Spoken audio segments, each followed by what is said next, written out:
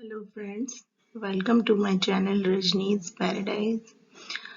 आज की क्लास में हम पढ़ने वाले हैं रिप्रोडक्शन इन एनिमल्स, जो कि क्लास 11th के बायोलॉजी का चैप्टर है। प्लांट किंगडम पार्ट से लिया गया है ये चैप्टर। हमने लास्ट के वीडियो में देखा था कि एंजियोस्पर्म्स के क्या जनरल कैरेक्टरिस्टिक्स होते हैं और उनके टाइप्स क्या होते हैं।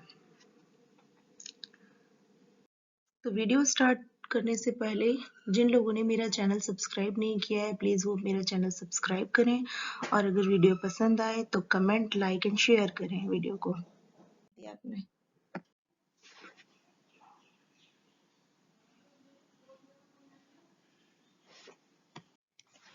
हमारे लास्ट वीडियो में हमने देखा था कि एंजियोस्पर्म के जनरल कैरेक्टरिस्टिक्स क्या होते हैं और उनके टाइप्स क्या होते हैं। अब इस क्लास में हम देख रहे हैं रिप्रोडक्शन इन एंजियोस्पर्म्स। तो एंजियोस्पर्म्स में रिप्रोडक्शन को समझने के लिए हमें सबसे पहले फ्लावर के स्ट्रक्चर को समझना होगा। तो फ्लावर जो है वो एंजियोस्पर्म का रिप्रोडक्टिव पार्ट है। तो सबसे पहला जो पार्ट है फ्लावर का वो है पेटल्स। अब जो पेटल्स होते हैं इनका ये कैसे होते हैं और इनका फंक्शन क्या होता है। पेटल्स जो होते हैं ये कलर्ड पोर्शन होता है किसी भी फ्लावर का। अब ये कलर्ड पोर्शन इसलिए होता है इनका ताकि ये किसी भी इंसेक्ट को अट्रैक्ट कर सकें पॉलिनेशन के पर्पस के लिए। तो इसीलिए फ्लावर्स के पेटल्स जो होते हैं वो डिफरेंट कलर्स के होते हैं। सेकेंड पार्ट जो है वो है सेपल्स। आप देख सकते हैं फ्लावर में सेपल्स को। सेपल्स जो होते हैं वो बेस में प्रेजेंट होते हैं फ्लावर के और ग्रीन कलर के होते हैं मोस्टली ये। तो इनका फंक्शन होता है कि ये सपोर्ट प्रोवाइड करते हैं, प्रोटेक्शन प्रोवाइड करते हैं फ्लावर को। थर्ड जो पार्ट है वो है स्टेमन्स। स्टेमन्स जो होते हैं ये मेल रिप्रोडक्टिव पार्ट होता है फ्लावर का। इसके दो पार्ट होते हैं, anther and filaments. Anther and filaments ये दो एरियाज होते हैं इसके। तो जो ये स्टॉक लाइक आपको स्ट्रक्चर दिखाई दे रहा है ये फिलामेंट है और ये एंथर है। इसी एंथर में यहाँ पे पॉलन ग्रेन्स यानी मेल गैमेट्स जो होते हैं वो यहाँ पे प्रोड्यूस होते हैं। और जो फोर्थ पार्ट है वो है कार्पेल्स। कार्पेल जो है वो फीमेल रिप्रोडक्टिव पार्ट है जिसके तीन पार्ट होते हैं, stigma, style and ovary. Stigma ये टॉप मोस्ट पार्ट है जिसके ऊपर पॉलन ग्रेन गिरते हैं पॉलिनेशन के टाइम पे। स्टाइल ये लॉन्ग स्टॉक लाइक स्ट्रक्चर है, ट्यूब लाइक स्ट्रक्चर है। और बेस में जो सोलन पार्ट आपको दिखाई दे रहा है ये है ओवरी का एरिया जहाँ पे फीमेल गैमेट यानी कि एग प्रेजेंट रहता है। और लास्ट पार्ट फ्लावर का है रिसेप्टिकल्स। रिसेप्टिकल्स जो होते हैं ये फ्लावर के बेस पे प्रेजेंट होते हैं। स्वोलन रीजन होता है जो फ्लावर के पूरे वेट को क्या करके रखता है, सपोर्ट करके रखता है, फ्लावर को हमेशा प्रोटेक्शन प्रोवाइड करके रखता है। अब हम आते हैं हमारी नेक्स्ट स्लाइड पे। हमने देखा कि फ्लावर्स के क्या क्या पार्ट्स होते हैं, कौन कौन से रिप्रोडक्टिव एरियाज होते हैं जिनकी वजह से फ्लावर में सेक्सुअल रिप्रोडक्शन होता है। अब ये मैकेनिज्म क्या होता है फ्लावर में, एंजियोस्पर्म्स में सेक्सुअल रिप्रोडक्शन का, उस मैकेनिज्म के 4 स्टेजेस होते हैं। सबसे पहला जो स्टेज है वो है पॉलिनेशन, सेकेंड स्टेज है fertilisation, third seed formation and fourth one is germination. इन चारों स्टेप्स को मिलाकर जो है वो सेक्सुअल रिप्रोडक्शन का मैकेनिज्म कंप्लीट होता है। तो वन बाय वन हम एक एक स्टेजेस को समझेंगे। पॉलिनेशन, पॉलिनेशन को अगर हम डिफाइन करते हैं तो ये एक ऐसी प्रोसेस है जिसमें एंथर से जो पोलन ग्रेन्स होते हैं वो स्टिग्मा के ऊपर आकर गिरते हैं। इस प्रोसेस को हम कहते हैं pollination. The transfer of pollen grain from anther to the stigma of a flower is called as pollination. अब pollination के भी दो टाइप्स होते हैं, एक होता है सेल्फ पॉलिनेशन और दूसरा होता है क्रॉस पॉलिनेशन। सेल्फ पॉलिनेशन में क्या होता है, जब भी कोई पॉलन ग्रेन एंथर से स्टिग्मा के ऊपर गिरते हैं पर सेम फ्लावर के, तो उसे हम कहते हैं सेल्फ पॉलिनेशन। और क्रॉस पॉलिनेशन का मतलब होता है transfer of pollen grain from anther to the stigma of different plant, यानी किसी डिफरेंट फ्लावर के पोलन ग्रेन्स जब किसी डिफरेंट स्टिग्मा पर गिरते हैं फ्लावर के तो उसे हम कहते हैं क्रॉस पॉलिनेशन। तो इस तरीके से दो टाइप्स के पॉलिनेशन होते हैं, self pollination and cross pollination. अब ये पॉलिनेशन करवाता कौन है, किस तरीके से पॉलन ग्रेन्स जो हैं वो स्टिग्मा के ऊपर गिरते हैं आके, इसके डिफरेंट एजेंट्स होते हैं, पॉलिनेटिंग एजेंट्स होते हैं। जैसे आप इस इमेज में देख सकते हैं कि एक हनी बी जो है वो नेक्टर कलेक्ट करते टाइम क्या करेगी, अपने नेक्टर कलेक्ट करते टाइम अपने पास पॉलन ग्रेन्स को ले लेगी और जब वो किसी दूसरे फ्लावर के स्टिग्मा के ऊपर बैठेगी तो वहां पे जाके उन पॉलन ग्रेन्स को डस्ट कर देगी स्टिग्मा के ऊपर और पॉलिनेशन की प्रोसेस स्टार्ट हो जाएगी। तो इंसेक्ट जो होते हैं वो पॉलिनेटिंग एजेंट्स होते हैं पॉलिनेशन की प्रोसेस करने के लिए। इसी तरीके से और भी पॉलिनेटिंग एजेंट्स होते हैं, जैसे कि हम विंड को कह सकते हैं कि हवा से उड़कर अगर कोई पॉलन ग्रेन किसी फ्लावर की स्टिग्मा पे गिर रहा है, या फिर अगर हम वाटर का एग्जाम्पल देते हैं तो ये सभी क्या है, ये पॉलिनेटिंग एजेंट्स हैं। तो इस तरीके से पहला जो हमारा स्टेज है, मैकेनिज्म जो है वो फिनिश होता है यहाँ पे। अब सेकंड जो स्टेज है वो है फर्टिलाइजेशन की। फर्टिलाइजेशन की जो प्रोसेस है वो किस तरीके से होती है, एंजियोस्पर्म्स में, फ्लावर्स में पॉलिनेशन कैसे होती है। लास्ट स्लाइड में हमने देखा था कि पॉलिनेशन की जब प्रोसेस होती है तो स्टिग्मा के ऊपर पॉलन ग्रेन्स आके गिरते हैं। ये पूरा जो स्ट्रक्चर है ये है फीमेल रिप्रोडक्टिव ऑर्गन का, stigma, style and base part पे ओवरी। अब इस स्ट्रक्चर में आप देख सकते हैं कि ये जो ओवरी वाला एरिया है, इस एरिया में आपको ये जो वाइट पोर्शन दिखाई दे रहा है ये ओव्यूल है और इस ओव्यूल में आप देख सकते हैं कि आपको एक एग सेल दिखाई दे रहा है, ठीक है, और आपको यहाँ पे दो पोलर न्यूक्लियाई दिखाई दे रहे हैं। इस एंड को हम कहते हैं माइक्रोपाइलर एंड, और ये ऊपर का जो इसके जस्ट माइक्रोपाइलर एंड के अपोजिट में जो एंड होता है इसे हम कहते हैं चलाजल एंड।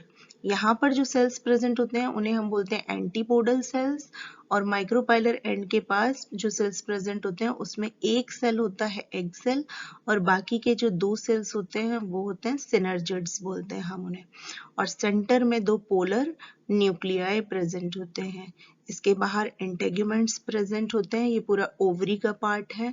सेंटर में ये फीमेल गैमेटोफाइट यानी कि यहाँ पे ओव्यूल प्रेजेंट है। ओव्यूल के अंदर का स्ट्रक्चर मैं आपको एक्सप्लेन कर रही हूँ।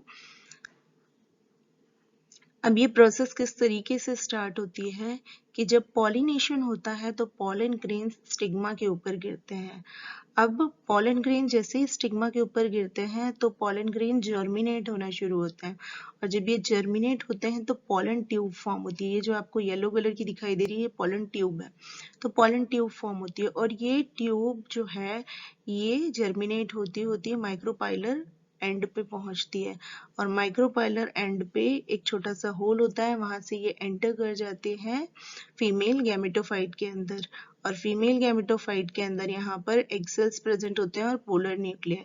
तो जब ये ट्यूब फॉर्म होती है तो जो मेल गैमेट होता है वो दो मेल गैमेट्स जो है यहाँ पे आप देख सकते हैं, दो मेल गैमेट्स जो है वो साथ में एंटर करते हैं इस फीमेल गैमेटोफाइट में, जिनमें से दो गैमेट में से एक गैमेट जाके फ्यूज हो जाता है इन दो पोलर न्यूक्लियाई के साथ, यानी दो पोलर न्यूक्लियाई और एक मेल गैमेट आपस में फ्यूज होते हैं।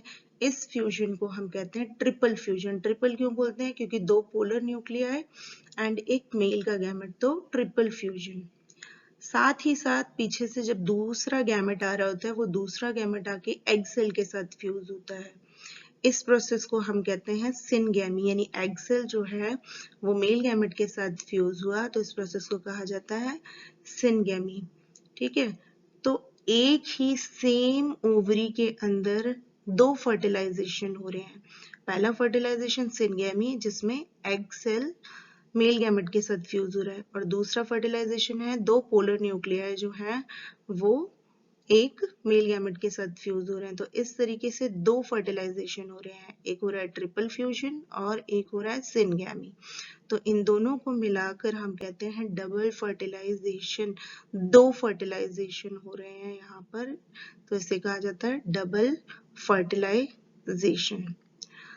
अब इनका आगे होता क्या है, जब जो एग सेल मेल गैमेट के साथ फ्यूज होता है तो वो फॉर्म करता है फ्यूचर में जाके जाइगोट। मैं दोबारा एक्सप्लेन कर रही हूँ, जो एग सेल मेल गैमेट के साथ फ्यूज होता है वो फॉर्म करता है आगे जाके फ्यूचर में जाइगोट। और जब पोलर न्यूक्लियाई और मेल गैमेट आपस में फ्यूज होते हैं तो ये फॉर्म करते हैं प्राइमरी एंडोस्पर्म न्यूक्लियस, यानी कि PEN, प्राइमरी एंडोस्पर्म न्यूक्लियस। ये प्राइमरी एंडोस्पर्म न्यूक्लियस फ्यूचर में जाके आगे बनता है एंडोस्पर्म, जो कि आगे नरिशमेंट प्रोवाइड करता है हमारे एम्ब्रियो को। तो ये कुछ स्टेप्स थे फर्टिलाइजेशन के। फर्टिलाइजेशन को सिंपल टर्म्स में हम डिफाइन करते हैं, तो the process of fusion of male and female gamete. तो यहाँ पे आप देख सकते हैं एग सेल जो है वो फ्यूज हुआ मेल गैमेट के साथ, तो उस प्रोसेस को फर्टिलाइजेशन कहा जा रहा है। प्लांट्स में उसको हम सिनगैमी कहते हैं। इसी तरीके से एक और फर्टिलाइजेशन हुआ सेम फीमेल गैमेटोफाइट के अंदर, जिसमें दो पोलर न्यूक्लियाई जो है वो एक मेल गैमेट के साथ फ्यूज हुए हैं, तो ट्रिपल फ्यूजन हुआ। तो triple fusion plus syngamy is equal to double fertilisation. तो इस तरीके से फर्टिलाइजेशन की जो प्रोसेस है वो कंप्लीट होती है एंजियोस्पर्म्स में। ये था सेकेंड स्टेप हमारा। अब आते हैं हम नेक्स्ट स्टेप पे। जो थर्ड स्टेप है वो है सीड फॉर्मेशन। पॉलिनेशन की प्रोसेस हो गई, फर्टिलाइजेशन की प्रोसेस हो गई। अब सीड किस तरीके से फॉर्म होता है किसी भी फ्लावर से, तो यहाँ पे हम देखेंगे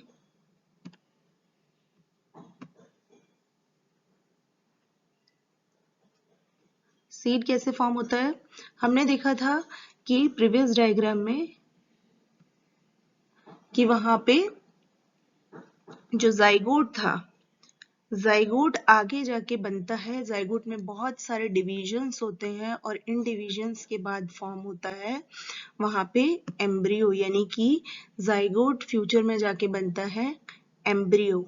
और एम्ब्रियो को नरिशमेंट कौन प्रोवाइड कर रहा होता है, एंडोस्पर्म। जो PEN था वो डेवलप हो जाता है एंडोस्पर्म में, और वही एंडोस्पर्म नरिशमेंट प्रोवाइड करता है हमारे एम्ब्रियो को। ठीक है। और जो ओव्यूल्स होते हैं, ओव्यूल जो होता है वो पूरा का पूरा ओव्यूल डेवलप हो जाता है एक थिक कोट में, जो बाद में जाके बन जाता है सीड। और जो ओवरी होती है वो बाद में बन जाती है फ्रूट, यानी कि जो स्वोलन पार्ट ओवरी वाला जो एरिया होता है वो फ्रूट बन जाता है। फ्रूट के अंदर जो ओव्यूल्स प्रेजेंट होते हैं वो बन जाते हैं सीड्स। तो इस तरीके से सीड जो है वो फॉर्म होता है।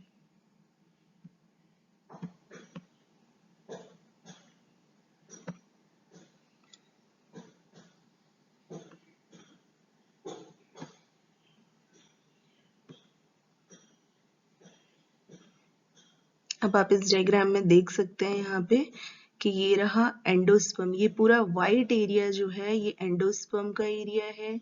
यहाँ पे ये ब्राउन एरिया जो है ये सीड कोट फॉर्म हो गई है, और ये एम्ब्रियो है। जैसे जैसे ये एम्ब्रियो बड़ा होता जाएगा तो ये पूरे एंडोस्पर्म को कंज्यूम करता चला जाएगा। ठीक है। तो इस तरीके से जो है सीड जो है वो फॉर्म हो गया, सीड कोट बाहर फॉर्म हो गई है और ये पूरा का पूरा सीड बन के तैयार हो गया। ये एम्ब्रियो कहाँ से फॉर्म हुआ, जो जाइगोट बना था, जाइगोट में बहुत सारे डिविजन्स हुए और डिवीजन से एम्ब्रियो फॉर्म हुआ। एंडोस्पर्म कहाँ से फॉर्म हुआ, PEN जो था प्राइमरी एंडोस्पर्म न्यूक्लियस जो था वो डेवलप हो गया एंडोस्पर्म में। अभी एंडोस्पर्म का फंक्शन क्या है कि एंडोस्पर्म नरिशमेंट प्रोवाइड करेगा किसको, एम्ब्रियो को, ताकि एम्ब्रियो डेवलप हो सके। तो एम्ब्रियो को डेवलपमेंट के लिए एंडोस्पर्म नरिशमेंट प्रोवाइड कर रहा है। सीड कोट कहाँ से फॉर्म हुई है, जो हमने ओव्यूल देखा था उस ओव्यूल डेवलप हो गई है सीड में, और जो पूरी ओवरी थी वो डेवलप हो गई है फ्रूट के अंदर। अब जो लास्ट स्टेप है वो है जर्मिनेशन। जर्मिनेशन की प्रोसेस कैसे कंप्लीट होती है, आप इस डायग्राम में देख सकते हैं कि किस तरीके से यहाँ पे सीड कोट फॉर्म हो गई है, और जो स्टोर्ड फूड है वो यहाँ पे प्रेजेंट है। एम्ब्रियो जो कि जाइगोट से फॉर्म हुआ था वो यहाँ पे है, और अब यहाँ पे जर्मिनेशन की प्रोसेस स्टार्ट हुई है जिसमें से लीफलेट्स निकलने स्टार्ट हो गए हैं। ये लीफलेट्स जब स्टार्टिंग में निकलने स्टार्ट होते हैं तो इसमें से दो एरियाज निकल के आते हैं, plumule and radical. Radical part जो है वो जमीन के अंदर जाता है, जो बाद में जाके रूट्स में कन्वर्ट हो जाता है, और जो प्लूम्यूल पार्ट होता है वो ऊपर की डायरेक्शन में आता है और बाद में जाके वो शूट में यानी कि स्टेम में कन्वर्ट हो जाता है। तो इस तरीके से हमारे चार जो स्टेजेस हैं वो कंप्लीट हुई हैं, सेक्सुअल रिप्रोडक्शन इन एंजियोस्पर्म्स और flowers, pollination, fertilisation, seed formation and germination. अगर आपको ये वीडियो पसंद आया हो तो मेरे चैनल को सब्सक्राइब करें, लाइक करना ना भूलें और वीडियो को शेयर ज़रूर करें।